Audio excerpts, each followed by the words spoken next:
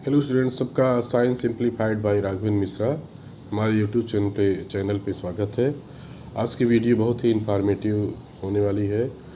तो इसके पहले के पार्ट में कंट्रोल एंड कोऑर्डिनेशन में हम इंट्रोडक्शन के बारे में बताए थे, इंट्रोडक्शन दिए थे कंट्रोल कोऑर्डिनेशन का।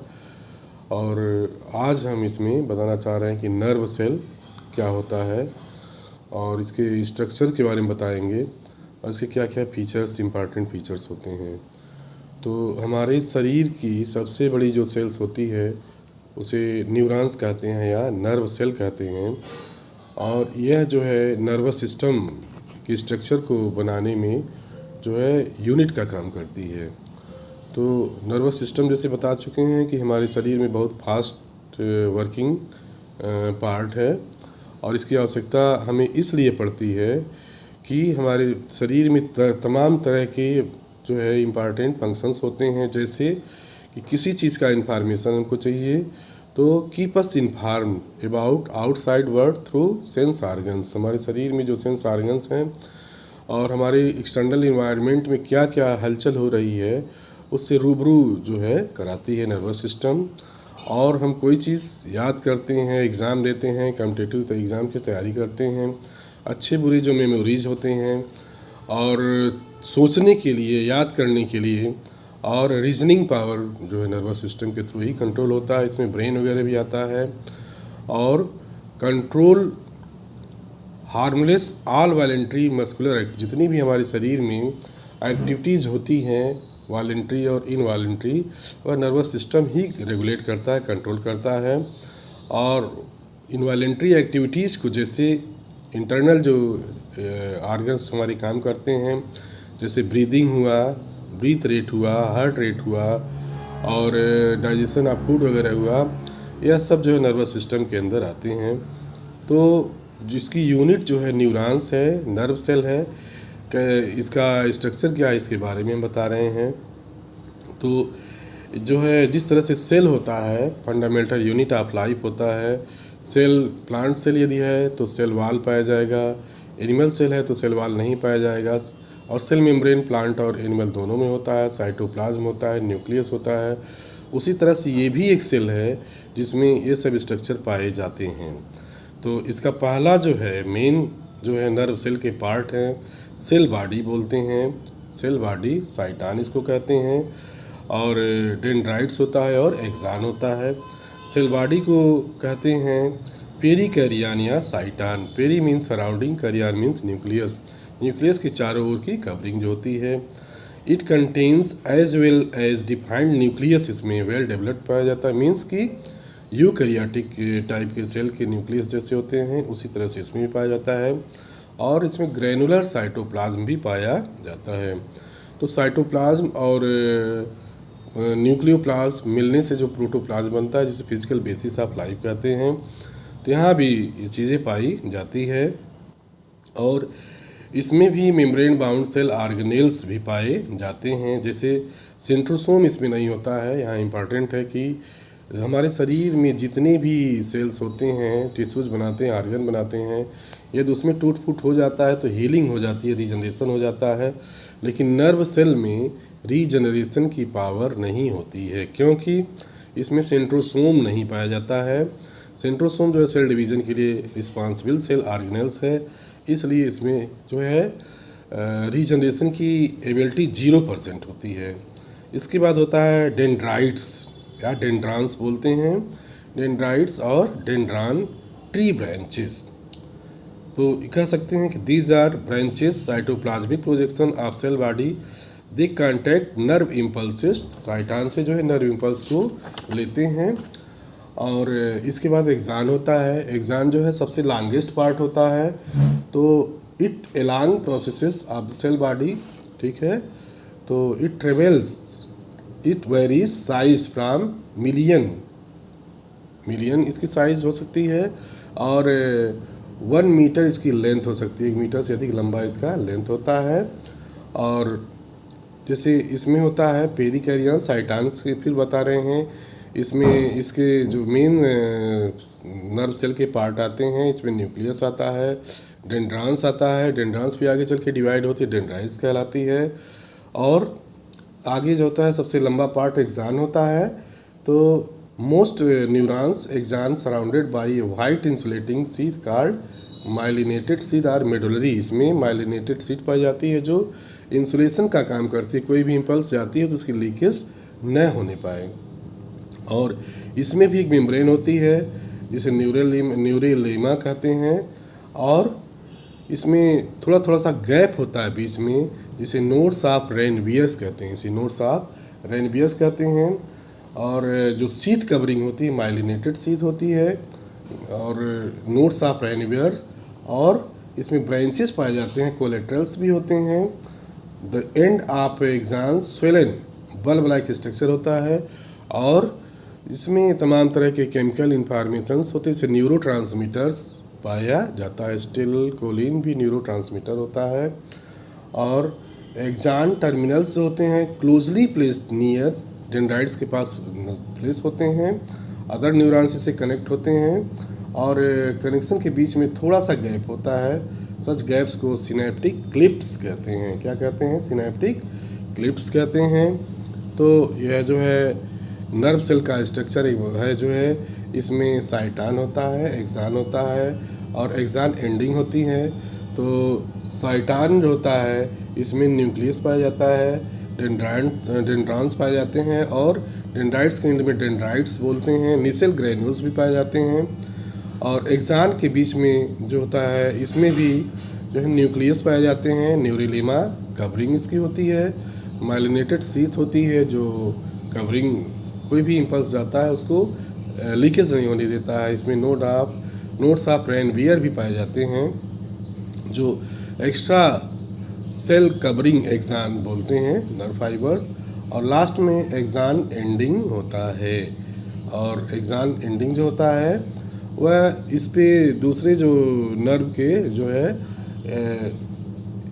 डेंड्राइट्स आपस में कनेक्ट होते हैं। तो ये तो हो गया नर्व सेल के बारे में। और नर्व सेल देखा जाए वर्किंग फिजियोलॉजी के हिसाब से 3 तरह के होते हैं। एक होता है सेंसरी न्यूरॉन्स जो सेंस आर्गन से इम्पल्स को, सूचनाओं को ले जाता है, स्पाइनल कॉर्ड या ब्रेन तक ले जाता है, तो उसे सेंसरी न्यूरॉन्स कहते हैं। इसके बाद होता है एसोसिएटेड न्यूरॉन्स जो होता है, एसोसिएटेड जो न्यूरॉन्स होता है ब्रेन और स्पाइनल कॉर्ड्स में इंटर कनेक्शन करता है सेंसरी न्यूरॉन्स को जो है। इसके बाद जो होता है मोटर न्यूरॉन्स होता है। मोटर न्यूरॉन्स होता है सेंसरी न्यूरॉन्स जो इन्फॉर्मेशन को ले गई, और एसोसिएटेड न्यूरॉन जो कनेक्ट की ब्रेन या स्पाइनल कॉर्ड को। इसके बाद जो भी इन्फॉर्मेशन वहाँ से जाता है वह इफेक्टिव ऑर्गन्स को इन्फॉर्मेशन देता है। जैसे जो है हम कहीं जा रहे हैं, हमारा हाथ जो है, रात में हम रोटी वगैरह बनाते हैं या कोई भी लेडीज़ें बनाती हैं या कोई बनाता है, तो तवे पे हाथ पड़ गया तो स्किन सेंस ऑर्गन्स इसमें हो गया। इसमें सेंसरी न्यूरॉन्स जो है इन्फॉर्मेशन को जो ब्रेन या स्पाइनल कॉर्ड तक ले जाती है। इसके बाद दूसरा होता है एसोसिएटेड न्यूरॉन्स जो यहाँ पे रिले न्यूरॉन्स भी कहते हैं, इन्फॉर्मेशन को एनालाइज करता है ब्रेन या स्पाइनल कॉर्ड। फिर इसके बाद मोटर न्यूरॉन्स के थ्रू अफेक्टेड ऑर्गन्स में कि फटाफट आप हाथ को हटा लीजिए। तो इसी तरह से और भी तमाम तरह की घटनाएं हमारे जीवन में घटती रहती हैं। तो जो है ये न्यूरॉन्स मिल करके काम करते हैं। और न्यूरॉन्स का जो इसमें बंडल होता है, नर्व्स तमाम पाए जाते हैं, और इसकी कवरिंग होती है ट्यूबुलर शीथ में, तमाम तरह के एक्सॉन्स कनेक्टेड रहते हैं। तो स्टूडेंट्स ये हो गया नर्व और न्यूरॉन्स के बारे में हम बताने के लिए कोशिश की हैं। टाइप्स ऑफ न्यूरॉन्स को भी बताए हैं। इसके बाद के पार्ट में पार्ट 2 है कंट्रोल एंड कोऑर्डिनेशन का, और इसके बाद के पार्ट में हम नर्वस सिस्टम कितने प्रकार के होते हैं इसका डिटेल बताएंगे, लेकिन हम इसको समराइज़ करना चाहते हैं। तो नर्वस सिस्टम जो होता है हमारे शरीर में स्टडी के पॉइंट ऑफ व्यू से, कन्वीनियंस से हम इसको एट ए ग्लांस इस तरह से डिफाइन कर सकते हैं। नर्वस सिस्टम पहला जो होता है सेंट्रल नर्वस सिस्टम, इसे CNS कहते हैं, केंद्रीय तंत्रिका तंत्र बोलते हैं। दूसरा होता है परिधीय तंत्रिका तंत्र, पेरिफेरल नर्वस सिस्टम या PNS कह सकते हैं। तो सेंट्रल नर्वस सिस्टम में ब्रेन और स्पाइनल कार्ड आता है। सेंट्रल नर्वस सिस्टम में ब्रेन और स्पाइनल कार्ड आता है। तो ब्रेन जो होता है इसके भी 3 पार्ट होते हैं। मेजर पार्ट की बात कर रहे हैं, सेरेब्रम होता है, सेरेबेलम होता है और मेडुला ऑब्लांगाटा होता है। सेरेब्रम और सेरेबेलम, मेडुला ऑब्लांगाटा होता है, ब्रेन के मेन पार्ट होते हैं। ऐसे भी ब्रेन को स्टडी के पॉइंट ऑफ व्यू से हम स्टडी करेंगे fore brain, mid brain and hind brain.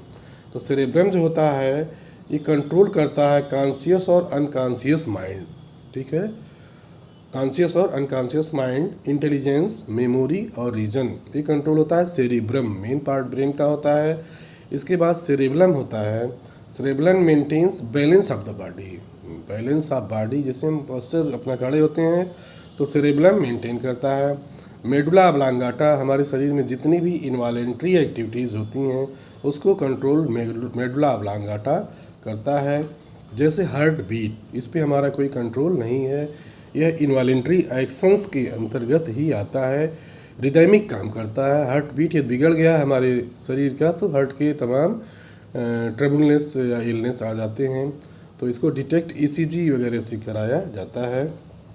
इसके बाद जो होता है ब्रीदिंग, सांस लेना जो है मेडुला ऑब्लांगाटा, सब नीट के क्वेश्चन बनेंगे स्टूडेंट्स, ये नीट के क्वेश्चन बनेंगे। नीट के लिए ये हमारा आप कोशिश कर रहे हैं इंटरमीडिएट और हाई स्कूल दोनों कंबाइंड बनाएं। और पेरिस्टल्टिक मूवमेंट जो आंतों में होती है उसको भी ये कंट्रोल करता है। तो ये तो हो गया सेंट्रल नर्वस सिस्टम जिसमें ब्रेन और स्पाइनल कार्ड आते हैं। स्पाइनल कार्ड जो होते हैं हमारे शरीर में रिफ्लेक्स एक्शंस को कन्वे करता है, कंट्रोल करता है और इम्पल्स को भी कन्वे करता है। तो नर्वस सिस्टम का मेन बता दिए, सेंट्रल नर्वस सिस्टम, इसमें ब्रेन और स्पाइनल कार्ड आ गया, ब्रेन में सेरेब्रम, सेरेबेलम और मेडुला ऑब्लांगाटा आ गया, फिर इसके बाद से स्पाइनल कार्ड हो गया। फिर यहाँ पे पेरिफेरल नर्वस सिस्टम जो होता है इसे PNS कहते हैं, इसे नर्व पाथवेज भी कहते हैं।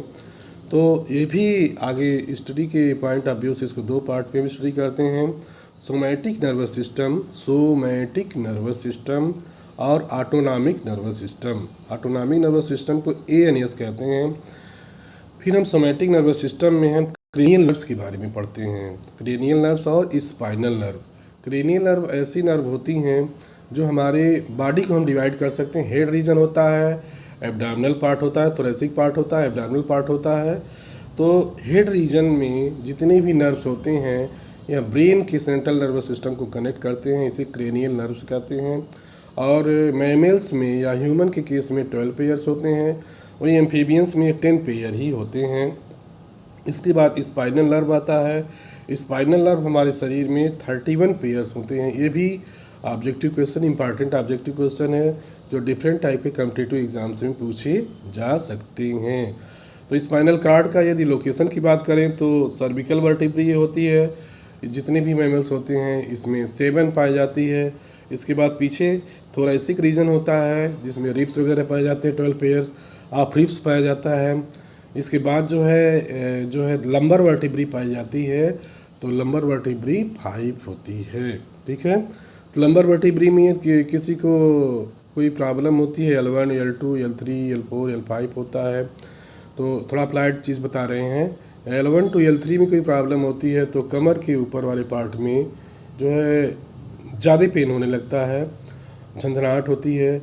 इसके बाद L3, L4, L5 में दिक्कत होती है तो कमर के नीचे पैराप्लीजिया वगैरह के होने के चांसेस हो जाते हैं। तो इसको हम फिजिकल एक्सरसाइज वगैरह से, मेडिटेशन वगैरह से मेंटेन कर सकते हैं। क्रेनियल नर्व जो होता है ये 12 पेयर पाया जाता है और स्पाइनल नर्व 31 पेयर पाए जाते हैं, जिसमें सर्विकल जो वर्टिब्री होती है वह इसकी जितने भी मैमल्स होते हैं छोटे से बड़े, रैट से लेकर के एलिफेंट तक 7 पेयर ही पाया जाता है। इसके बाद है ऑटोनॉमिक नर्वस सिस्टम जिसे ANS भी कहते हैं, जो है pair of chain ganglions close are embedded, सब ऑर्गन्स में एम्बेडेड होते हैं। ये भी दो तरह का होता है, पैरासिम्पैथेटिक और सिम्पैथेटिक। ये भी दो तरह का ऑटोनॉमिक नर्वस सिस्टम को कन्वीनियंस के लिए हम कह सकते हैं सिम्पैथेटिक और पैरासिम्पैथेटिक नर्वस सिस्टम होता है।